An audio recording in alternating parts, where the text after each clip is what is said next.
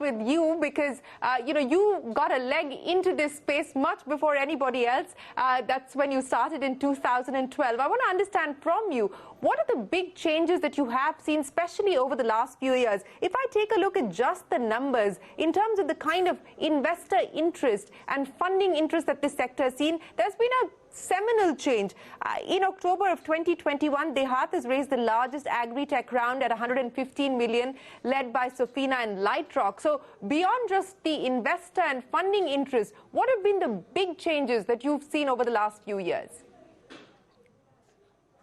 The changes, Shirin, firstly, thanks for having me. The change is largely a very significant point of inflection, and that's mostly around the digitization at the last mile, improving the connectivity. See, the business opportunity, the market size, few of the numbers you shared here as well, that has never been a question to anyone, whether to entrepreneurs, to investors, to corporate, none. I think the question has always been around the execution, around the scalability, around the transparency, and that's exactly what the industry has been struggling from.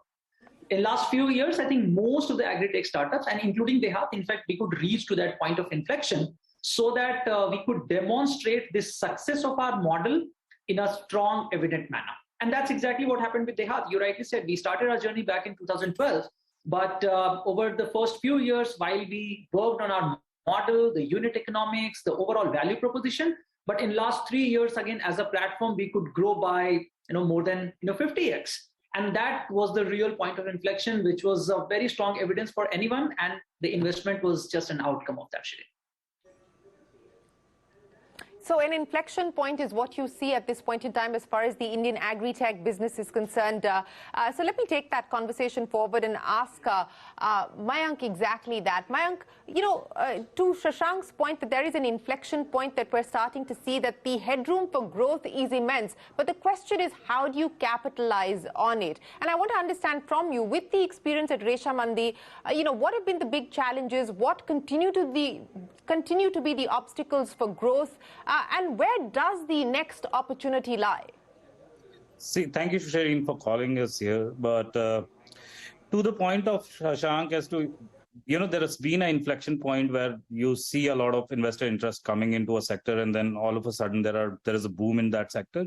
But right now, the biggest challenge is whether the farmer does accept the technology or not. So from the trading standpoint, yes. From the input standpoint, yes. For the output linkage, yes, probably they'll understand it because you're directly correlating that to their revenues and profits and things like that. But when it comes to technology adoption of IoT or advisories, it gets difficult because they still need to see, the championship happening in that, where they understand how the profitability emerges out of that technology. They understand how, IoTs actually can help them increase the productivity or efficiency. That's my take on this right now.